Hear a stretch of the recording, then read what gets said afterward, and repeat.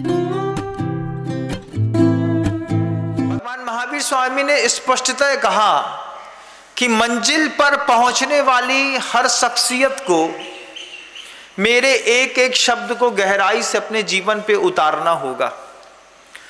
मंजिल पर पहुंचने वाले लोगों को, जिनको चाहत है कि हमें मंजिल तक पहुंचना है, मंजिलें सबकी अलग अलग हो सकती हैं। किसी की मंजिल फैक्ट्री हो सकती है, तो किसी की मंजिल दुकान हो सकती है। किसी की मंजिल मोक्ष हो सकती है, तो किसी की मंजिल पारिवारिक दाम्पत्य जीवन हो सकता है। किसी की मंजिल अपना स्वास्थ्य हो सकता है, तो किसी की मंजिल धन हो सकती है। भगवान महावीर स्वामी की देशना एक थी, लेकिन एक ही देशना में सबके विकास के सूत्र कैसे अनुभव वचन योग के माध्यम से प्रभुवर ने कहे, हम कभी उनको गहराई से समझने का प्रयास करें तो पता चले कि कितने सौंदर्य के साथ सब कोई मंजिल तक पहुंच सके। इसके लिए प्रभुवर की देशना हुई। जिसको भी सफलता चाहिए जीवन में चाहे वह स्टूडेंट लाइफ क्यों ना हो, आईएएस करना है, आईपीएस करना है, पीएससी फाइट करनी है, यूपीएससी देना है, सीएसीएस के एग्ज़ाम क्रैक करने हैं, आपको एमबीए करना है, इंटीरियर डेकोरेशन के लिए आपको कहीं जाना है, डॉक्टर बनना है, इंजीनियर बनना है, सीएफए करना है, गोल्ड मेडलिस्ट बनना है, कुछ भी करना है। जिनको भी मंजिल में सफलता चाहिए उनके लिए सार्वभौमिक सूत्र दिया सहन करने का।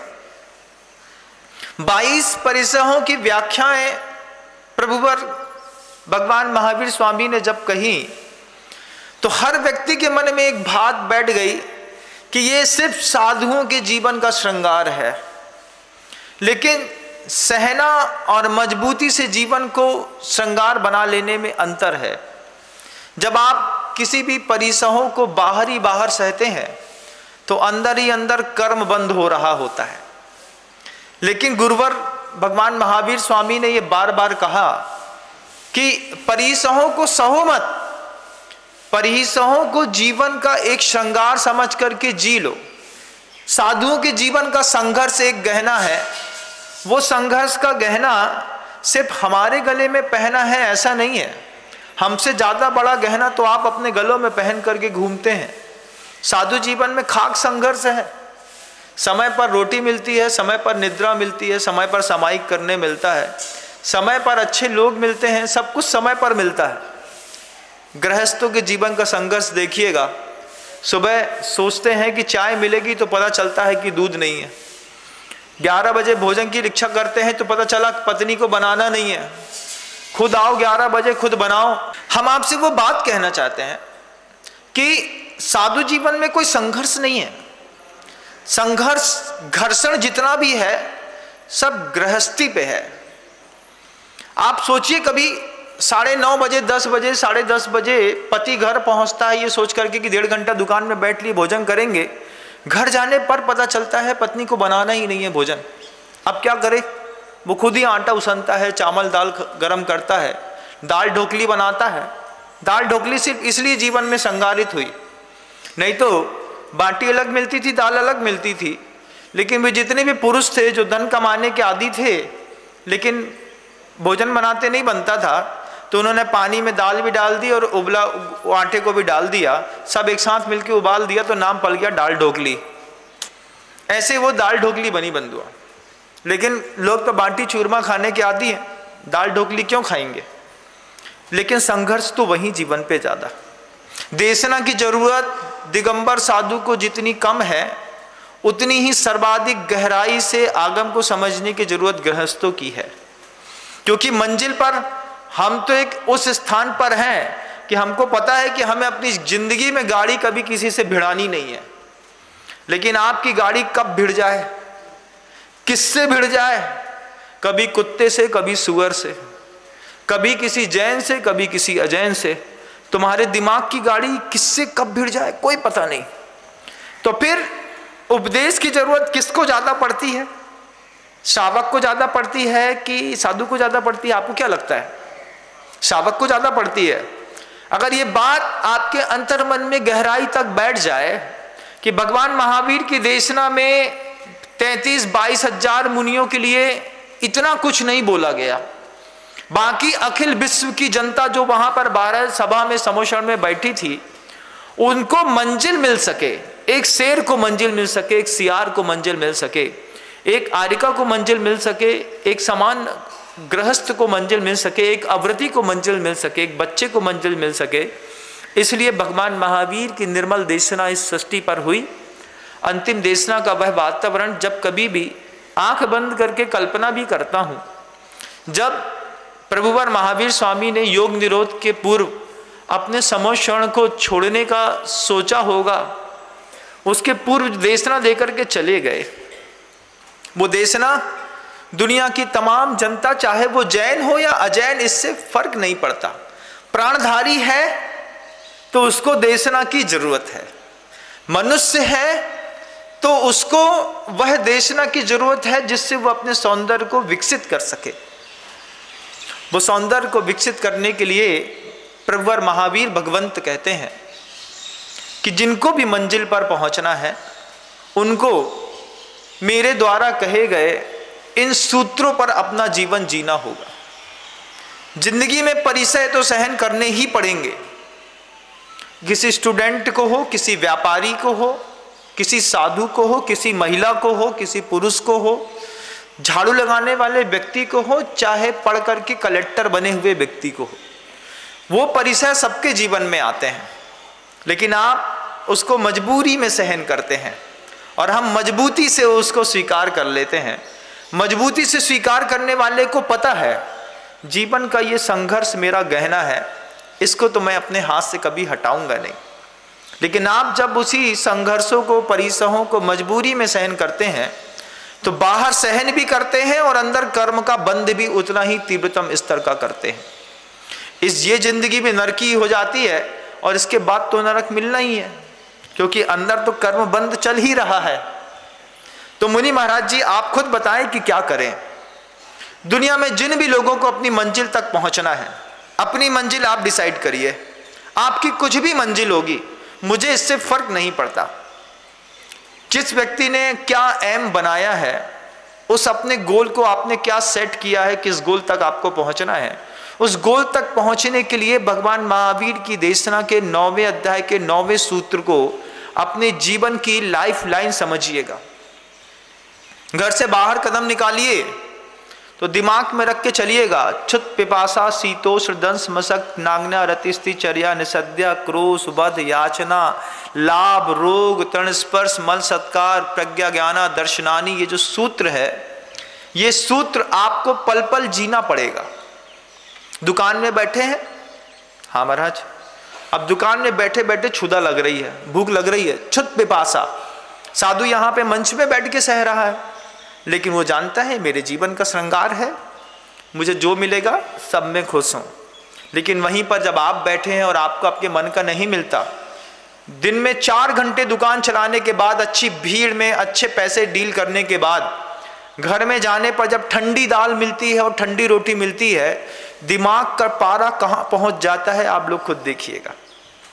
लेकिन मंजिल तक पहुँचना है तो, एक स्टूडेंट को मंजिल तक पहुँचना है तो, एक व्यापारी को मंजिल तक पहुंचना है तो, एक अच्छे साधु को मंजिल तक पहुंचना है तो, अपने जीवन में इस भाव से मुक्त होना पड़ेगा कि मुझे खाने के लिए क्या दिया जा रहा है, ठंडा की गर्म, शुद्ध और अशुद्ध का ध्यान तो रखना है कि हमें अशुद्ध भोजन नहीं करना, लेकिन शुद्ध में भी, घर के भोजन में भी मान लीजिए ठंडा मिल जाए, चलता है भैया। मंजिल तक पहुंचना है तो यहाँ चेपे चेपे मत करो। हीरे की दुकान खोल करके बैठे हुए व्यवसायियों का घर में जरा सी दाल रोटी के चक्कर में जब दिमाग खराब होता है तो 200-200 करोड़ के बिजनेस बाधित हो जाते हैं बंधु। कभी आप भी सोचिएगा, दुकान में बैठ करके घर की कितनी चिंता करते हैं। उसको समझाया था नहीं मानी, इसको समझाया था ये नहीं मानी, ऐसा हो रहा है वैसा हो रहा है। लेकिन जीवन का सौंदर्य है स्टूडेंट के लिए भी। अगर स्टूडेंट होकर के वो परिचय सहन को नहीं कर पाया, अच्छे खाने की चाहत में अपने कॉलेज को, अपने कैंपस को, अपने हॉस्टल को छोड़ करके आप बाहर निकल गए, हम कहीं पर होकर के आते हैं, किसी मॉल पे घूम करके आते हैं, थोड़ा खा पी करके आते हैं, जीभ के चटोरे किसी भी मंजिल तक कभी नहीं पहुँचे, चाहे वो पैसा कमाने वाले हों, चाहे विद्या का अध्ययन करने वाले हों, चाहे मोक्ष के पार चाहने वाले हों। हर आदमी को जीभ के चटोरेपन से मुक्त होना पड़ेगा। ये परिचय नहीं है, ये एक मंजिल पर पहुंचने की पहली सीढ़ी है, एक स्टेप अगर आपने क्षुधा का और प्यास का स्वीकार कर लिया तो। लेकिन जो लोग इस स्टेप को समझ नहीं पाते हैं, जिनको लगता है कि ये सिर्फ साधु के जीवन का अंग है, हमको इससे कोई मतलब नहीं है, हम जब चाहे खाना खा लें, जब चाहे पानी पी लें, इसके साइड इफेक्ट लाइफ में कितने हैं सोचिए ना।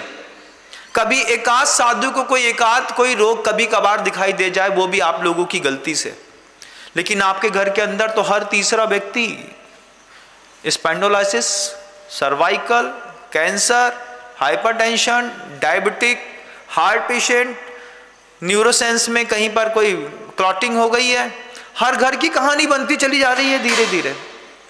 उस हर घर की कहानी के पीछे का कारण क्या मैं हूं? नहीं महाराज, आप खुद हैं। आप खुद नहीं है, आपके यहाँ का भोजन है। अगर आपने अपने भोजन की सात्विकता निश्चित कर ली होती और ये निश्चित कर लिया होता कि मेरे कर्म और मेरे पुण्य के उदय से मुझे जो मिलेगा मुझे सहज स्वीकार है, जीवन में आप हमेशा आगे बढ़ते चले जाते। लेकिन हमने उस परिसय सहन के प्रथम विज्ञान को, क्षुधा के विज्ञान को, तृषा के विज्ञान को, क्षुत पिपासा, शीत उष्ण, हम भी सहते हैं और आप भी सहते हैं। जब एक्सप्रेस ट्रेन पर सही धंधा करने के लिए आप जाते हैं, ठंडी का दिन रहता है, खिड़कियां खुली रहती हैं, साथ में स्वेटर साल कंबल नहीं रहता है, रात भर कैसे पेपर छाती में फंसा करके बैठे रहते हो। अरे भैया क्या है? अरे कुछ नहीं, धंधा करने जाना है, कल मशीन खरीदनी है, कल नहीं मिलेगी तो फैक्ट्री नहीं चलेगी, कल कपड़े की वो वहाँ पे बोली लगने वाली है, अगर लॉट नहीं खरीद पाए तो सब गड़बड़ हो जाएगा। तो तुम साधु तो सोचो, साधु कितना अच्छा है, वो तो बंद कमरे के अंदर आराम से रात भर बैठा है। तुम तो ट्रेन की सफर करते हुए ठंडी में भी पाप कर्म की वजह से एसी को टिकट कटा लो, 18 डिग्री में टेम्परेचर लगो। अब 18 टेम्परेचर में ठंडी में बाहर ठंडी अंदर ठंडी, बड़ी मुसीबत महाराज जी, आप बताओ क्या करें। हम आपसे पूछना चाहते हैं, उस चीज को समझने का प्रयास करिएगा जहां तक मैं आपको ले जाना चाहता हूं कि मंजिल तक पहुंचने वाले हर व्यक्ति को इन सब चीजों को हमेशा फाइट करना पड़ता है। एक स्टूडेंट को भी ठंडी गर्मी फाइट करनी पड़ती है, एक साधु को भी ठंडी गर्मी फाइट करनी पड़ती है, एक पैसा कमाने व्यापारी को भी ठंडी गर्मी फाइट करनी पड़ती है, तब वो मंजिल तक पहुंचते हैं।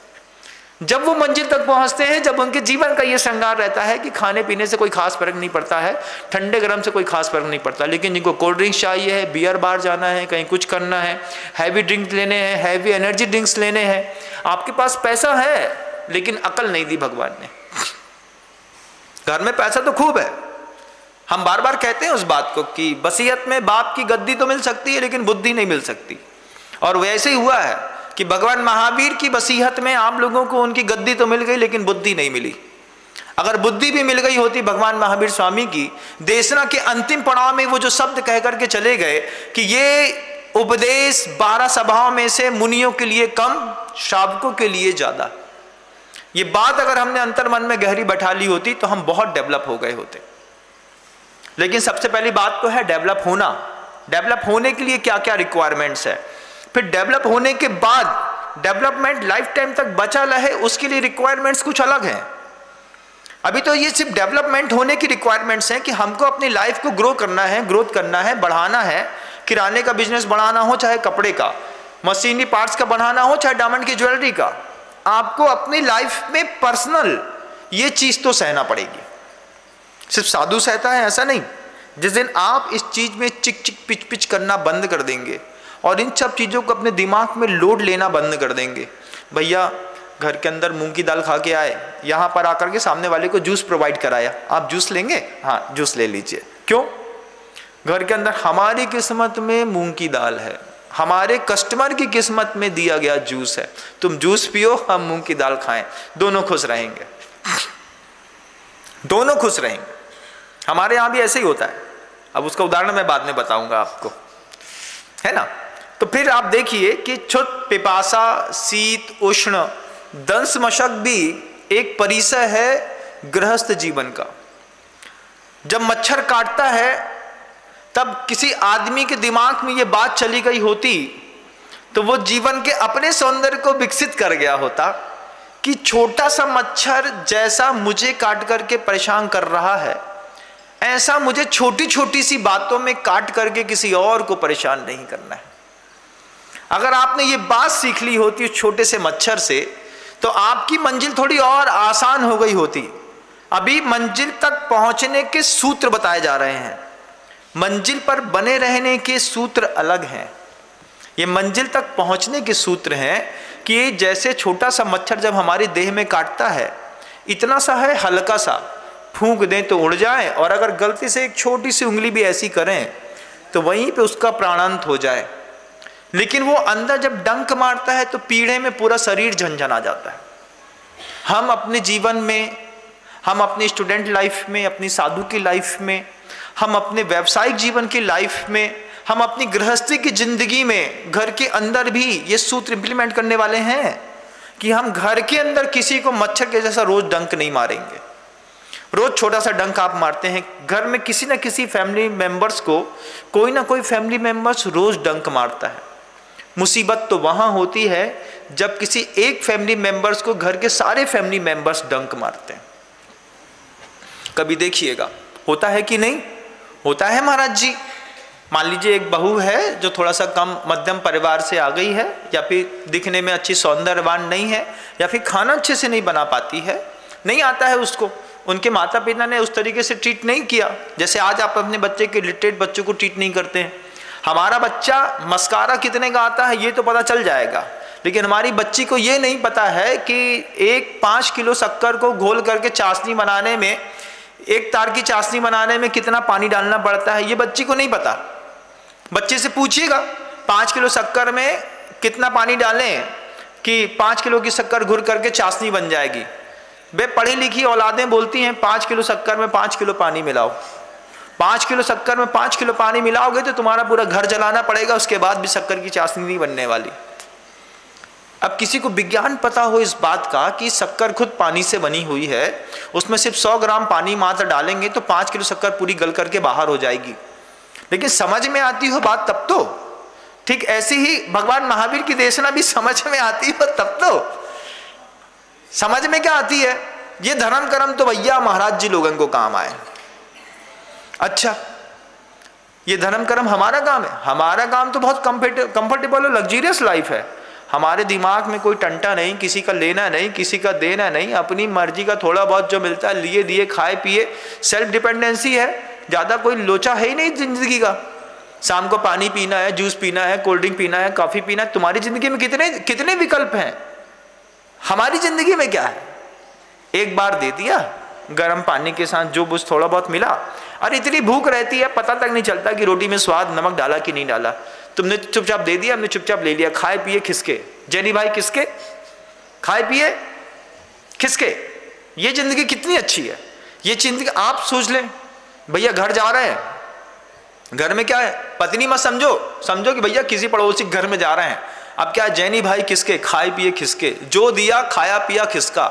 मंजिल तक पहुंचने में बहुत सहजता रहेगी, बहुत सहजता रहेगी इस बात को समझने में कि जैसे छोटा सा मच्छर डंक मार करके हमें परेशान करता है, ऐसे हम कभी भी अपने फैमिली मेंबर्स को, पड़ोसी को, साधर्मी को, मोहल्ले में रहने वाले लोगों को, अपनी जाति बंधुओं को कभी किसी को डंक नहीं मारेंगे।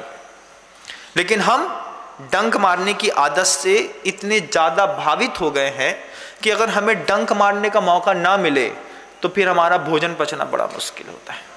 क्या बताएं महाराज, सुबह से लेकर शाम तक आज इतनी नीरसता थी, इतनी शांति थी, इतनी शांति में तो अच्छा नहीं लग रहा। इतना सन्नाटा क्यों है भाई?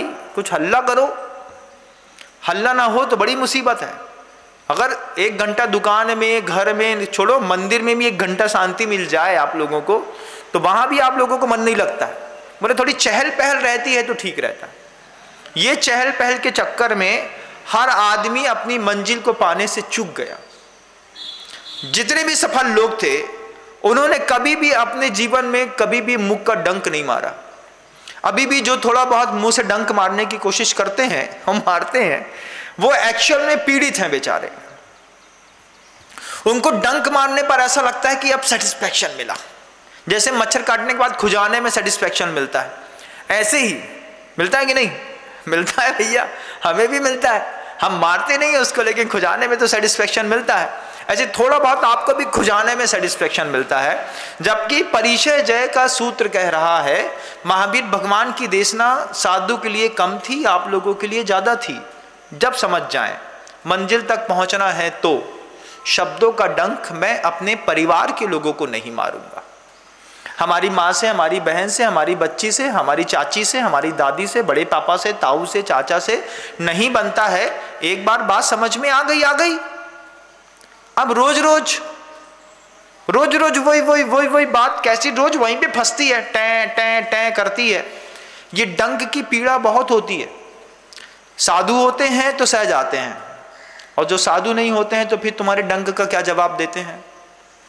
उठा के जब पटकते हैं, घर में आगी लगती है, बंदूकें चलती है, कोर्ट कचहरी होती है। ये दुनिया में जितने भी डिवोर्स के पेपर फाइल हुए हैं, ये सारे के सारे पेपर्स, इन सब के पीछे मुख का डंक है कि पति ने पत्नी से ढंग से बात नहीं की। पत्नी को जब तक सहन हुआ, जब तक टॉलरिंग कैपेसिटी थी, जब तक सहन शक्ति थी, तब तक सहन किया। जिस दिन सहन शक्ति नहीं थी उसी दिन दहेज प्रताड़ना का एक केस लगाया। अब बेचारो पति घूमत फिर रहा हो। वो सास जो चुपचाप सुनती रहती थी, डंक लगाने वाला तो बुरा है ही है, लगते हुए डंक को देखने वाला भी फंसता है। कैसे फंसता है? वही सास ससुर के ऊपर भी लगा दो, इनके नाम की भी FIR, इनके नाम की भी एक FIR हो गई। कितना अच्छा होता अगर शुरुआत से सही तरीके से आपने गौ पालन की विधि सीखी होती। गौ का मतलब ज्ञान भी होता है, गौ का मतलब गाय भी होता है, और स्त्री को भी गौ संज्ञा दी गई है। अगर आपने गौ पालन की विधि सीखी होती तो कितना अच्छा होता। ज्ञान भी सही पाला होता, गाय भी घर में सही पाली होती, और स्त्री को भी ढंग से पाला होता, उसको डंक नहीं मारा होता। लेकिन हम डंक मारने से नहीं चुकेंगे। डंक तो हम मार हैं, उसके बाद महाराज के पास जाए, उनसे बोले महाराज हमारा निपटारो करा दो। फिर महाराज बोले हैं, महाराज तुमसे बोले थे, फिर बोले काय भैया हमारे प्रवचन नहीं सुने हते? सुने थे महाराज, प्रवचन तो रोज सुना था, रात में 9:30 पे लगा दे, 9:45 पे नींद लग जाता। सुनत तो पूरे हैं, लेकिन अब क्या बताएं, अब गलती हो गई सो हो गई। लेकिन अगर आप वक्त से पहले अपनी बच्ची को प्रवचन सुनाएं, वक्त से पहले अपने परिवार के लोगों को सामूहिक रूप से इस बात को बैठ के बताएं कि हम अपने परिवार में किसी भी फैमिली मेंबर्स को, जिससे हमको रोज जीना और उठना बैठना है, किसी को भी शब्दों का डंक नहीं मारेंगे। ये दंश मशक परिचय है। एक छोटा मच्छर काटता है, एक बड़ा मच्छर काटता है, डांस कहते हैं उसको। बड़ा सा होता है, काटता है तो फुला करके वहां पर पे कई बार फोड़ा तक पैदा कर देता है। ऐसे कितना हमने मनोवर्गणाओं का डंक, कई बार हम बोलते कुछ नहीं है लेकिन साइलेंट किलर रहते हैं। इतना साइलेंट क्लियर है, दादाजी 3 दिन से नहीं बोल रहे, लेकिन पूरे घर में शमशान घाट मचा के रखा है, हर जगह कत्ल खाने चल रहे हैं। खून गिरता नहीं है साइलेंट किलर्स का, लेकिन हर घर का हर व्यक्ति घर के अंदर होकर भी घर में रह नहीं पाता। इतनी आकुलता का वातावरण आप मौन में पैदा कर देते हैं। उस मौन से पैदा किए गए वातावरण से जब तक आप अपने परिवार को ना बचा पाएंगे, मंजिल आपको नहीं मिलने वाली। बंधु, आज सुधरिए, कल सुधरिए, चाहे अगली पर्याय में। मेरी देशना मनुष्य रहते हुए सीख गए तो बहुत अच्छी बात है, नहीं तो कुत्ते बिल्ली भी हमारी देशना को सुन करके सुधर जाते हैं। वो छिपकली भी जो मेरे प्रवचन सुनती रहती है, वो भी संगी पंचेंद्री है, उसको भी अपनी भाषा में वो भी बहुत कुछ समझ लेती है, कभी देख करके कभी सुन करके, और वो भी सीख जाती है। वो भी 2 प्रतिमा के व्रत ले लेती है, वो भी सोच लेती है कि आज के बाद डंक नहीं मारेंगे। हमारे यहाँ जैन शासन की खासियत ही बड़ी अद्भुत रही है। जिसने भी इस परिचय के विज्ञान को जिया और समझा है, और जिस गृहस्थ ने अपने इस परिचय विज्ञान को 22 परिचय लिखे तो साधु के लिए गए, लेकिन अगर आपने अपनी जिंदगी में स्वीकार कर लिए होते तो आप अद्भुत देवता बन गए होते। घर के अंदर किसी भी प्रकार का विवाद नहीं होता, संपत्ति की कभी कमी नहीं होती। बंधुओं, कोई भी श्रावक कभी साधु के पास जाकर के ये नहीं बोलता महाराज दुकान नहीं चल रही। उसके सूत्र अलग हैं, उसके भी सूत्र भगवान महावीर स्वामी ने दिए। तुम कोई भी दुकान खोलो, चलेगी कैसे नहीं हम बताते हैं, चलने के सारे सूत्र दिखे, लेकिन उन सूत्रों को हम समझ नहीं पाए। हमको ये लगा कि ये तो बस महाराज जी की बात है। महाराज जी ने अपनी जिंदगी को सही दिशा से, सही सूत्र को समझ करके कितना डेवलप किया। हर ऊंचा हुआ उठा हुआ साधु, उसके पास हाथ में कुछ नहीं होता, लेकिन दिमाग में जो होता है वो संसार में कहीं नहीं होता। मुनि श्री प्रसाद सागर जी महाराज बार बार इस बात को कहते थे, आज भी कहते होंगे कि हम फकीरों के पास देने के लिए रखा ही क्या है। मुनि श्री प्रसाद सागर जी महाराज कहते हैं, हम फकीरों के पास देने के लिए रखा ही क्या है, अगर कोई चाहे तो जीने का तरीका ले ले। कि वो जो जीने का तरीका आपको आता नहीं, साधुओं ने सूत्रों से खूब सीखा। कोई स्टूडेंट अगर मेरी बात को सुन रहा हो, कोई प्रोफेसर मेरी बात को सुन रहा हो, कोई IITians मेरी बात को सुन रहे हो, या फिर कोई हाउसवाइफ सुन रहे हैं, या फिर कोई बिजनेस क्लास के लोग, किसी भी कॉर्पोरेट सेक्टर के कोई लोग भी सुन रहे हो, मंजिल तक ऊपर उठना है तो हमको सबसे पहले शब्दों की और मन की डंक मारने अपने परिवार में छोड़ने पड़ेंगे। शुरुआत हम अपने परिवार से करते हैं, फिर व्यवहार धीरे धीरे हम अपने मोहल्ले गांव से लेकर के पूरी सृष्टि के अखिल विश्व में एक भावना भाएंगे सत्वेषु मैत्री की, तब जाकर के आप सफल हैं। वरना असफलता तो रोज हर एक कदम पे आपका साथ दे रही है। महाराज बहुत मेहनत करती है हमारी लड़की, चार्टर्ड अकाउंटेंट के एग्जाम में अंतिम पेपर महाराज पिछले 6 साल से क्लियर नहीं हुआ। हमारे इस सूत्र को अगर समझ में आ जाए तो, क्योंकि देशना परमात्मा ने सिर्फ साधु के लिए नहीं दी, श्रावक के लिए भी दी है। लेकिन श्रावक ने पूरी की पूरी देशना को उठा करके लाए, पुस्तक ला करके, माँ जिनवाणी मैया जगत दुख मेट दो, हमें पढ़ने नहीं आ मैया को, और महाराज जी को सौंप देने आए। फिर महाराज जी उन्हें जो करने सो करत रहे। तो फिर महाराज जी उसमें से छांटते हैं, घोटते हैं, निकालते हैं। फिर उनको लगता है कि ये जो श्रावक है, ये श्रावक बस थोड़ा सा भी समझ ले तो अपने जीवन का सौंदर्य विकसित कर लेगा। अगर आपको भी ये बात समझ में आए कि क्षुत पिपासा शीत उष्ण दंश मशक नाग्न रति अरति, ये सब चीजें अपने जीवन को समझने का प्रयास करिए। रति क्या है? किसी एक चीज में मंजिल को पाने से पहले नजर टिक जाए। जब आपने IAS का गोल सेट किया था तो लाइफ में गर्लफ्रेंड्स कैसे आ गई? जब आपने अपने बिजनेस क्लास के गोल सेट किए थे तो फिर लाइफ में दूसरे इश्यूज कैसे आ गए? अब अगर आपने रति में कहीं पर दिमाग खर्चा कर लिया है, वो भी परिचय है, जब आप ऊपर उठ रहे होते हैं तो जिंदगी में कब सामने आ जाता है पता नहीं चलता। जितने भी दुनिया के जितने भी राज गायब हुए हैं, सेना से गए हों, चाहे वैज्ञानिकों से गए हों, चाहे देश के किसी भाग से गए हों, इसी रति के माध्यम से धीरे से हट करके और विदेशों तक और पता नहीं कहां कहां तक पहुंच गए। आप कभी सोचिएगा, आपने मंजिल को पाने से पहले किसी से अफेयर कैसे कर लिया? पहले मैं अपना गोल सेट कर चुका हूं, जब तक मेरा CA क्लियर नहीं हो जाएगा मुझे किसी भी प्रकार के अफेयर में नहीं पड़ना है, ये मैंने खुद सेट किया है। जब तक मैं अपने बिजनेस में स्मार्ट होकर के अपने बिजनेस को डेवलप नहीं कर लूंगा, अपने घर का कमाया हुआ धन जो है वो किसी भी कीमत में किसी भी महिला को किसी भी दूसरे घर में खर्चे करने का प्रयास नहीं करूंगा। महाराज घर में कमाते खूब है, पैसा नहीं बचता। पैसा जैन कुल में कमाने के बाद नहीं बचता है तो उसके पीछे का सिर्फ एक मात्र कारण है कि 7 में से कोई ना कोई एक व्यसन आपके कमाने वाले की जिंदगी में लगा हुआ है। अगर आपके घर के अंदर 7 में से एक भी व्यसन नहीं है तो पूरा का पूरा पैसा घर के अंदर चुपचाप सेव हो जाता है। नहीं महाराज खूब मेहनत तो करते हो, भले मुख से पता ना हो, लेकिन घर में कोई एक व्यसनी व्यक्ति है, क्योंकि जैन समाज का पैसा सिर्फ व्यसनों में बर्बाद होता है, और पैसे तो सिर्फ व्यसनों में ही बर्बाद होते हैं, चाहे वो किसी भी समाज के हो। लेकिन अगर आपने सोच लिया है कि जब तक मुझे मंजिल नहीं मिलेगी, मुझे किसी भी तरह किसी भी दूसरी चीज में अट्रैक्ट होने की जरूरत नहीं है, तो ये सूत्र भी अपनी जिंदगी का, पढ़ने वाले स्टूडेंट अगर मेरी बात को बहुत गौर से सुन रहे हो तो उनसे कहना चाहता हूं, हॉस्टल में बैठ करके पापा का 5,000 रुपये लेकर के जो आप किसी के साथ बाइक में घूम करके सिगरेट पीने, चाउमीन खाने, कहीं पर ड्रिंक करने चले जाते हैं, इससे आपकी मंजिल आपके हाथ से बहुत दूर हो रही है। ऐसे बच्चों के बैकअप्स तैयार रहते हैं। बंबई में बच्ची गई अभी एक तो हमारे घर की, तो हमने कहा कि ध्यान से रहना, मास्क पहन के रहना। वो कहती है बंबई में जिस बड़े कॉलेज में हम पढ़ रहे हैं वहां पे एक भी स्टूडेंट ये नहीं कहता कि पढ़िए, वो ये कहता तुम यहाँ पे पढ़ने के लिए आई हो। पढ़ने के लिए स्टूडेंट कॉलेज पे आते हैं, काहे के लिए? गोल अलग है, मंजिल अलग है अगर मान लीजिए आपकी, तो फिर आप तो कभी उसको अचीव ही नहीं कर पाएंगे।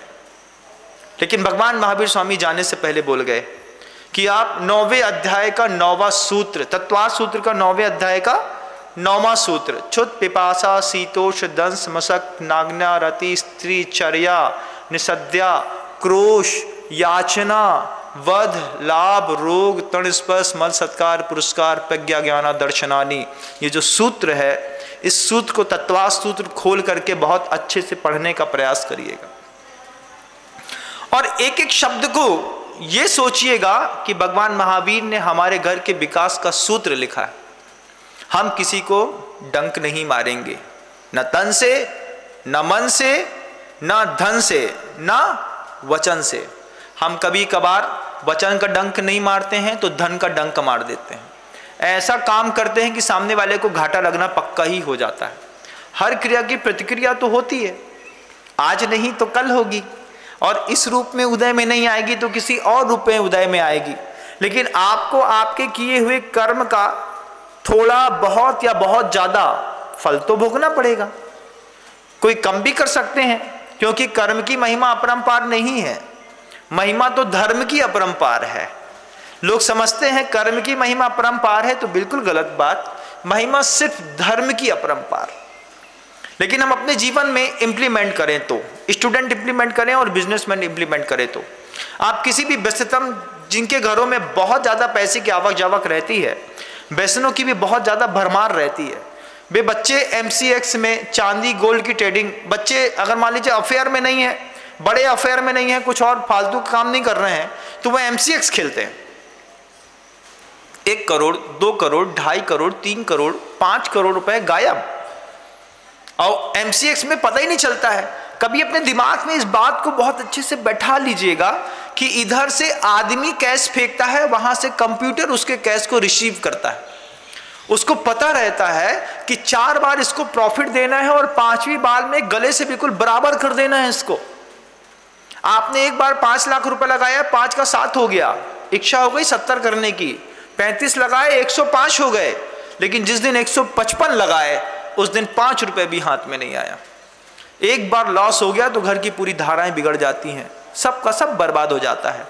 लेकिन अगर हम भगवान महावीर की इस देशना को अपने घर में इंप्लीमेंट करें कि हमको जब तक हमारा गोल अचीव नहीं हो जाएगा हमारे संसाधन से, हम किसी भी संसाधन में किसी भी प्रकार का उपयोग लेकर के नहीं जाएंगे।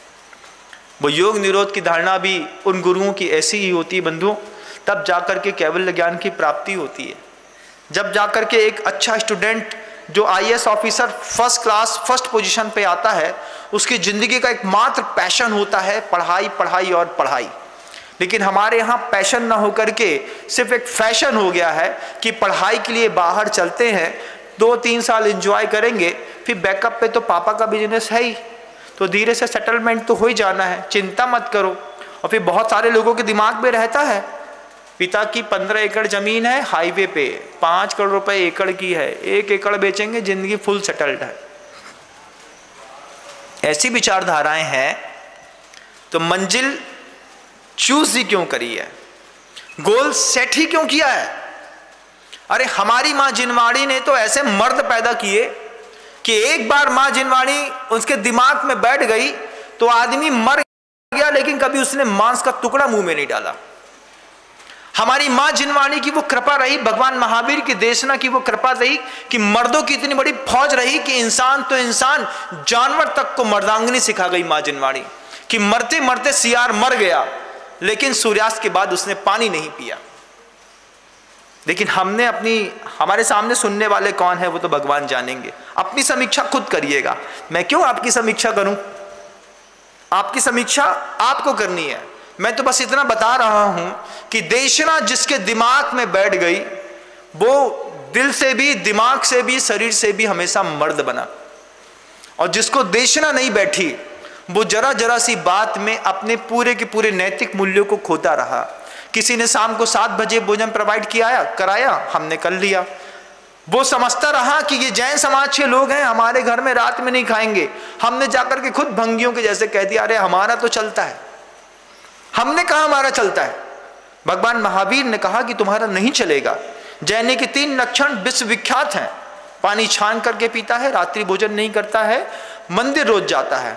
ये विश्वविख्यात लक्षण थे, चाहे वो भाव का जैनी होता चाहे द्रव्य का।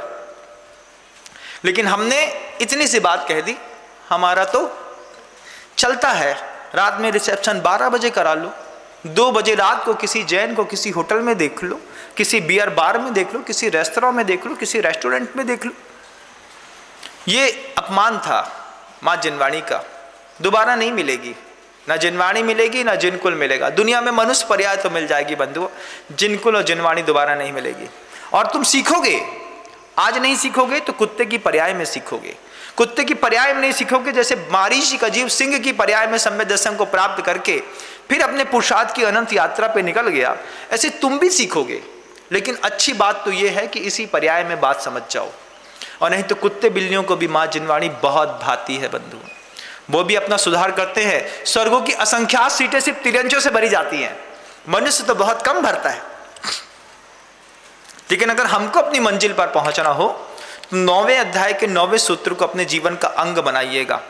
मंजिल तक पहुंचने के लिए 9वें अध्याय का 9वां सूत्र, और जो मंजिल पर पहुंच गए हैं, जिनका एम्पायर जबरदस्त जमा हुआ है, जो कलेक्टर्स हैं, मान लीजिए बहुत अच्छे इंडस्ट्रिस्ट हैं, बहुत बड़े ऊंचे पद पर बैठे हुए साधु हैं, बहुत ऊंची पद पर बैठी हुई कोई पर्सनालिटी है, प्रधानमंत्री हैं, सीएम हैं, पीएम हैं, कोई भी हैं, ये अपनी एक्सट्रीम सीट पर बैठने के बाद आपको कौन सी वो विचार चाहिए हैं जिससे ये सीट मेरी दुनिया में कभी लॉस ना हो। इसके लिए हम कल पुनः बात करेंगे। आज आपका समय हो गया है, शब्दों को विराम देता हूं। गुरुदेव श्री विद्यासागर जी महाराज। जा वाणी के ज्ञान से सूझे लोकालोक, सो वाणी मस्तक नमो सदा देत हूँ धोख। हे जिनवाणी भारती तो है जपो दिन रैन, जो तेरी शरणा गहे सो पावे सुख चैन।